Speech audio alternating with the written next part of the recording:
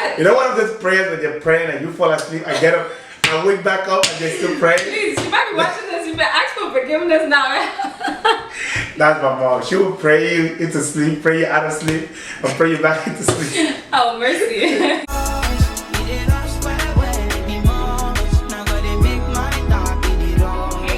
What's up? It's your girl JAmoah, and welcome back to another episode of Cooking with JAmoah Speaks. I am super excited about today's episode. You know we're gonna give it to you nice and good, guys.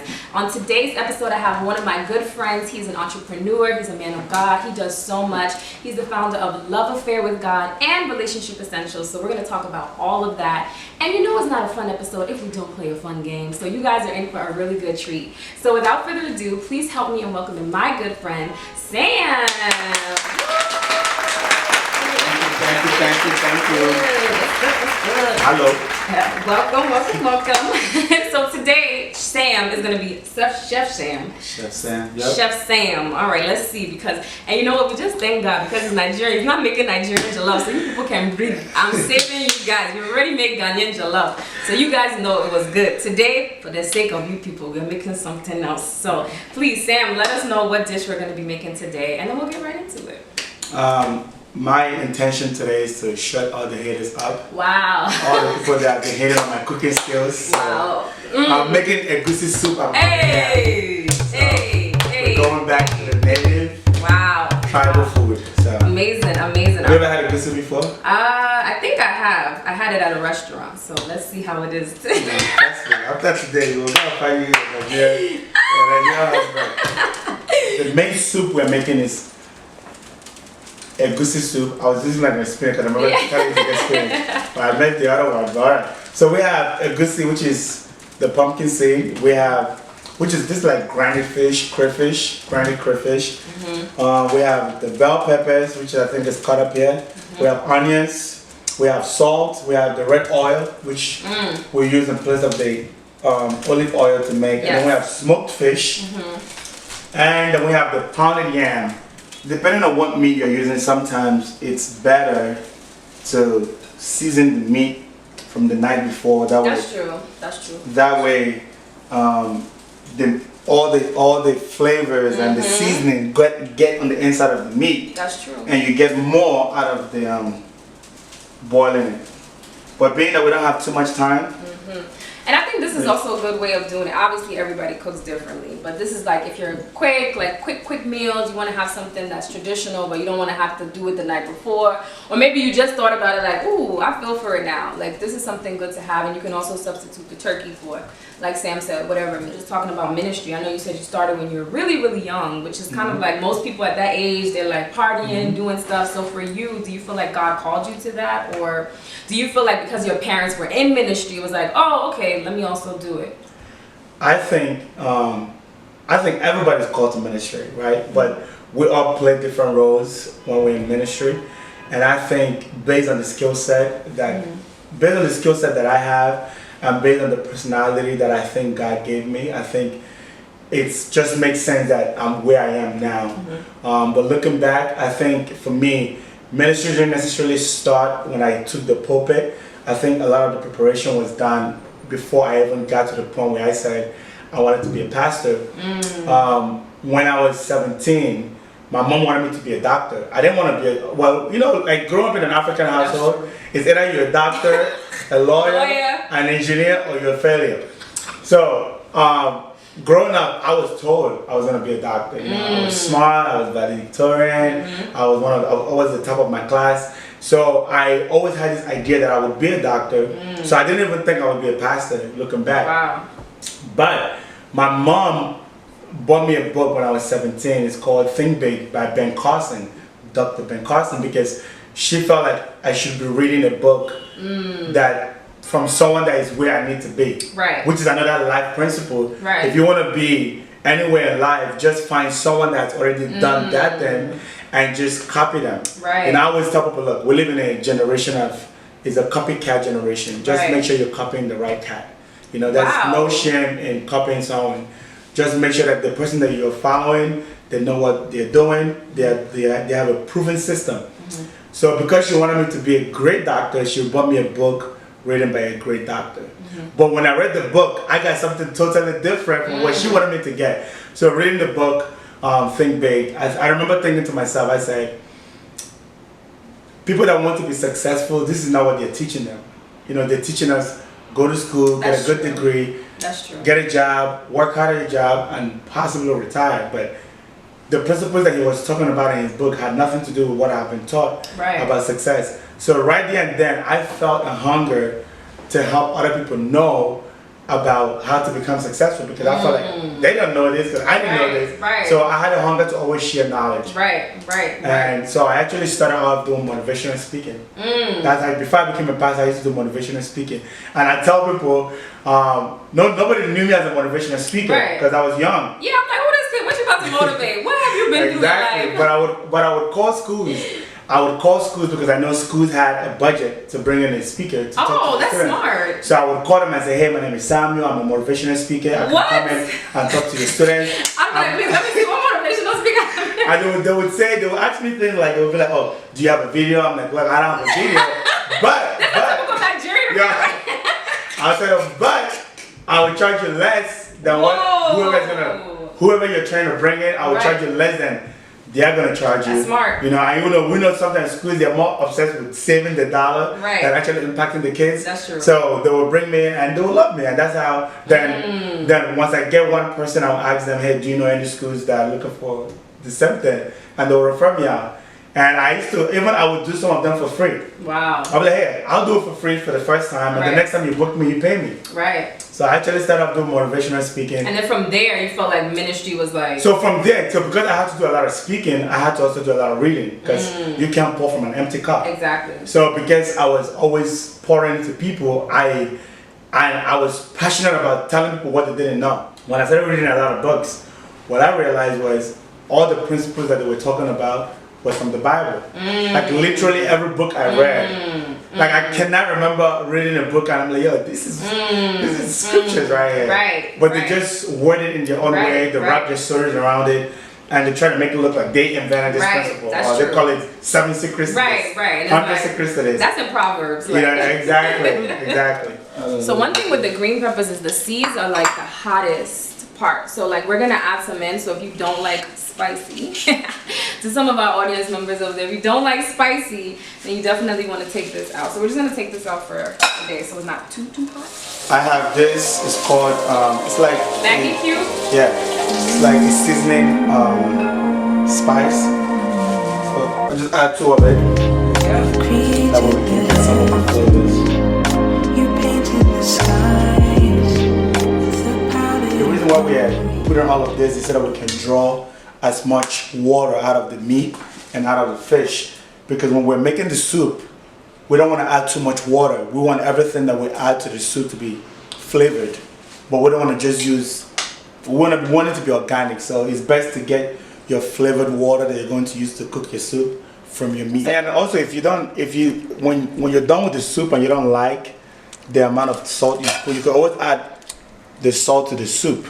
Because this is just the meat. Oh, that's true. That's true. What is Relationship Essentials? How did this thing start? Like, what is this whole movement? Relationship Essentials is, so our slogan is Do It God's Way. And when we started Relationship Essentials, we started it as just a connect group for the church, right? So I became a pastor at 24. So again, technically, most of the people that came to church were young people. Right. And I think when most people, probably when we all hit puberty, there's a curiosity about the opposite sex that we begin to experience. Right. So what I realized was that a lot of people that were coming to my church, they were asking me relationship questions, right? And one day it was just a group of us. We're gonna pause right there because I know it's gonna get juicy. We're gonna check on our food. We're gonna check on our food before it burns. But hold that thought. Let's come and look at this.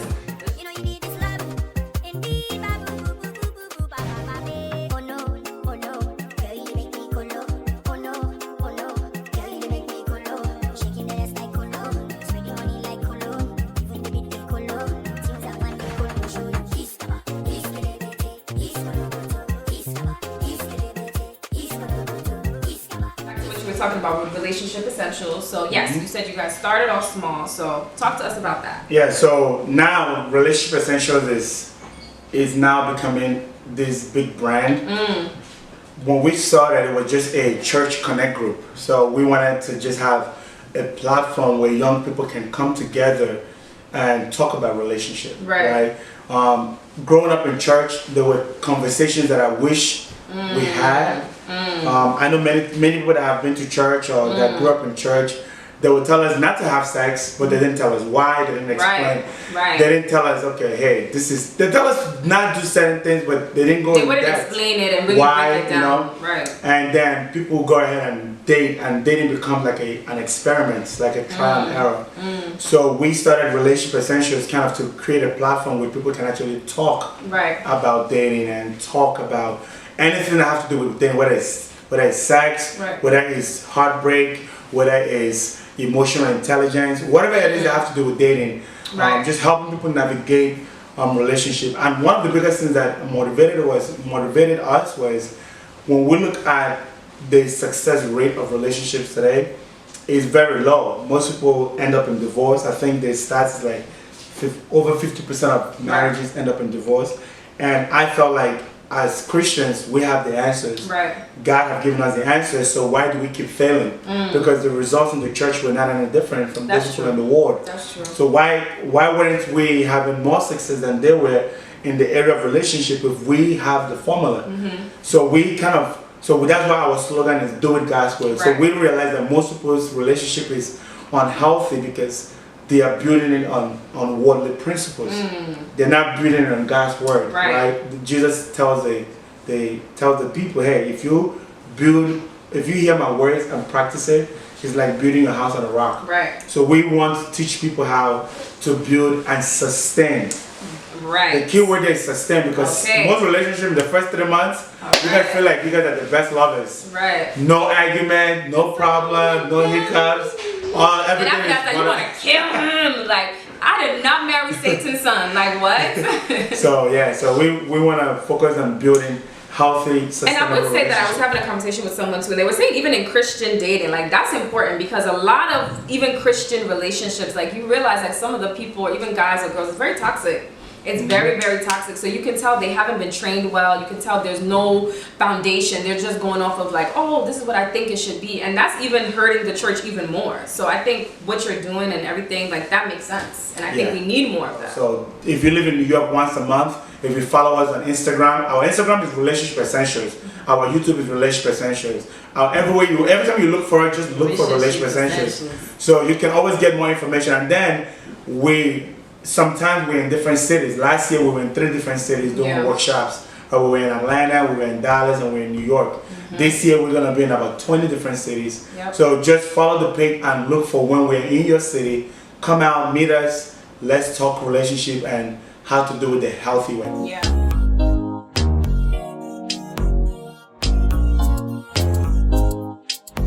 So I'm just emptying the pot now. So since our meat is ready, but I still want the meat to keep marinating in the sauce, so I'll leave everything out in the water that it created.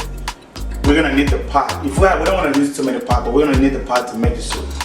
And I'm sure the flavor even in the pot too, you wanna. Yeah, exactly.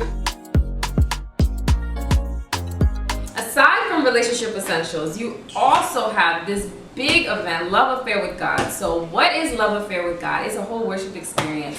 Talk to us about it. What do you have lined up and what's going on with that? So Love Affair with God, again, it's most of what I do now, it started by, I don't want to say by accident. But it was not planned. It wasn't like, oh, one day we want to do this big event with the number one African gospel artist. I think when we started Love Affair with God, it also came from our desire to help people build a better life. So kind of building off of relationships. So when we started doing Love Affair, we would do it around Valentine, right? Valentine Day. What we realized was that a lot of people are lonely, they feel depressed, they feel less than around Valentine, because either they don't have a lover, or they're broken up, or they're heartbroken, or they're being reminded by the constant postings from their Instagram influencers that their life sucks. And they live in this, and they live in this glorious life with their That's true. lovers. Instagram is fake, by the way. That thing is smoke and mirrors. So please don't get deceived at all. Yeah. So because of that, we wanted to create a platform where around Valentine, people don't feel the need to be in a relationship if it's not healthy. Okay. Right? Because sometimes I love this quote by Abraham Lincoln.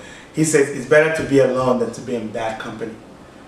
Sometimes in our quest to quench our thirst for company, we end up being with the wrong person. Right, that's and true. Sometimes because we're so broken, we look for healing in the wrong places. That's very true. So we didn't want people during Valentine to go we don't want you to go get a relationship just because you want to keep up with the Joneses. That's you want to true. keep up with your friend on Instagram. Or you want to impress your friends that you got a man or you got a woman. Right.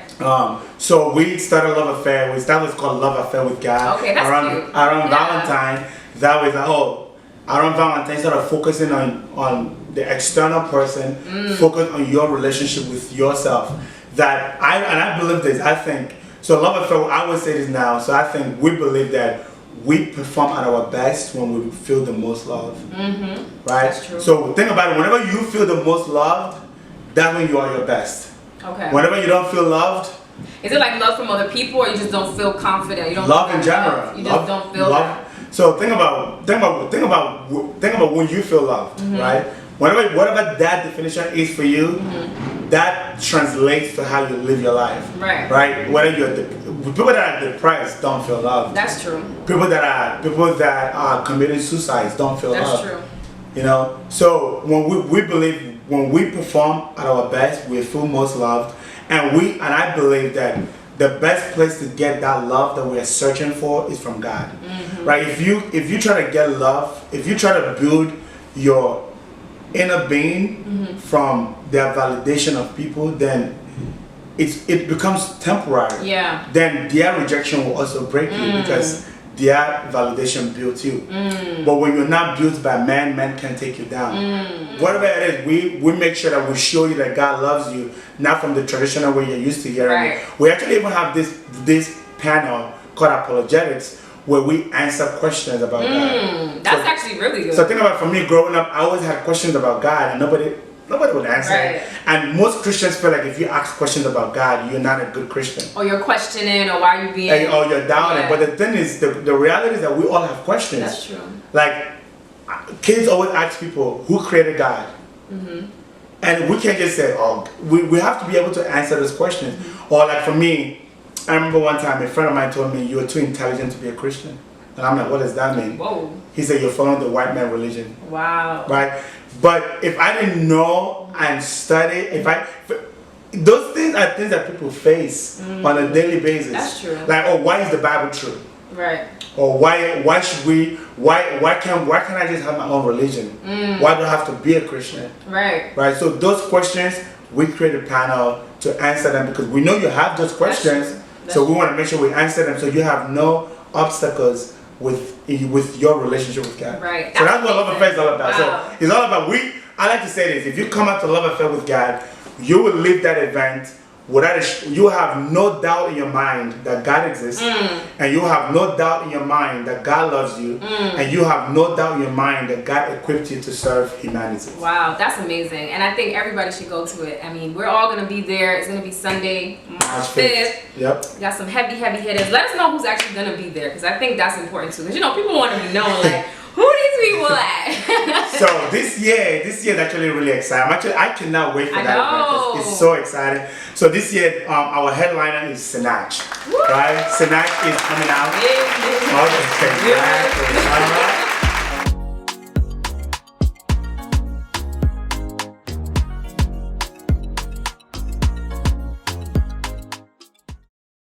We are stirring it up. So we're gonna add our pepper again. All of this is just to give it flavor. And you see, this is nice. You see, men, you guys can be in the kitchen too. It's okay. Let them be working hard. You just sit back and chill. Where's my beverage? I pray your husband is not watching this. Amen, no, because I'm telling you right now, he'll be cooking. It's a balanced thing. I feel like, it is nice if guys cook. If you know what I mean, even if you're married, whatever, like, guys should be cooking too. Like, listen. My mom told me to learn how to cook. That's important. Because I always say, if you don't know how to cook, your wife, she may not want to cook. So that's just throwing that out there.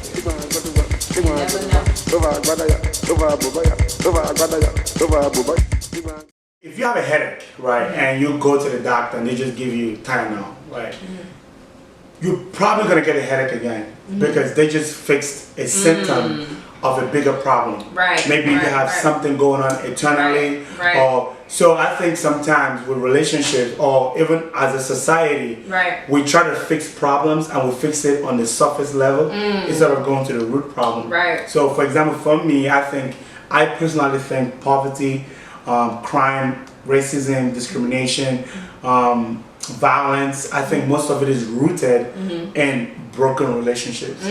So, and it's even poverty is rooted in broken relationships. So if we want to see our communities become whole, I think the place to fix is not the community. You fix the family. Yeah. And if you want to fix the family, you don't focus on the family. You fix the individual because families are made up of individuals. So by fixing the individual, they will now marry someone that is already fixed. Now you have two whole people instead of two broken people. Two broken people will always have a broken relationship. That's very true. So now you have two whole people coming together to be interdependent. And now they can build a healthy relationship which will translate to their kids. Because many times what is happening is this: when we don't know better, we can't teach our kids better. That's true. And when our kids don't know better, it becomes a cycle. Yeah. So now that's why many times poverty becomes generational.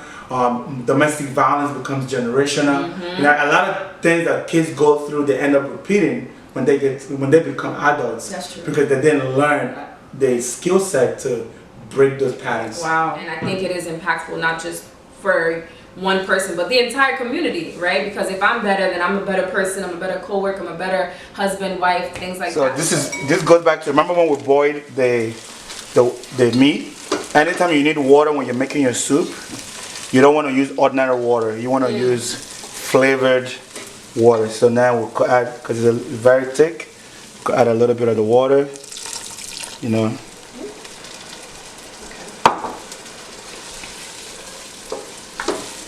See, now you just really smell it here. So this is the Egusi, right? So it's the second to the last thing technically that you add in. Some people like to grind the Egusi outside and make the little balls out of it. For me, because of time, you just want to go put it right in the pot. You know, if you're not cooking if you're not a catering company, just put it right in the pot and let it cook. Because we added the Egusi and we have mixed it in with all the ingredients that we have underneath it, the crayfish, the red peppers, the fresh pepper, the onions. We have the thickness. Now if you want it to be more thick, the more Egusi you have. We have only one pack of Egusi. The more Egusi you have, the better. Yeah, we have our spinach cuts. So we have this was baby spinach. Apparently we just have to make it a little bit smaller. I'm just gonna cut it up.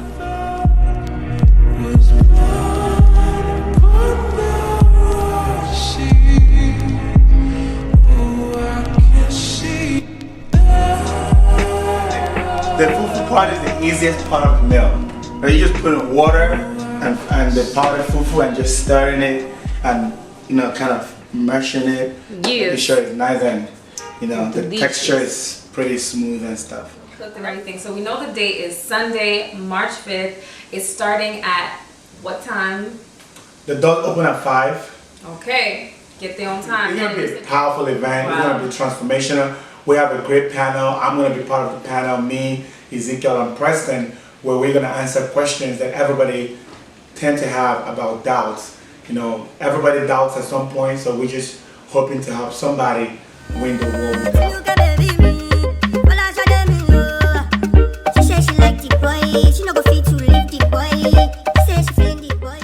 Alright, so now we're going to try it. Let's see if it's given.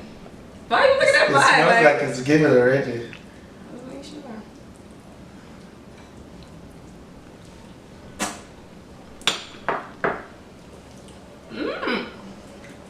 It's good. It's given. It's given. It's really given. Ladies, put your application. Put your application in. Hey! No. It's good. This is really good. Nah, this is really good. Wow. Okay, look. We were even supposed to play a game. We're supposed to do all of that. We didn't even. We didn't even get time for that. This was really, really, really, really good. This is amazing. Yes. It's so much fun. Guys, don't forget to like, subscribe, share, comment, let us know, and make sure you guys stay tuned for our next episode. See you on the next one. Bye.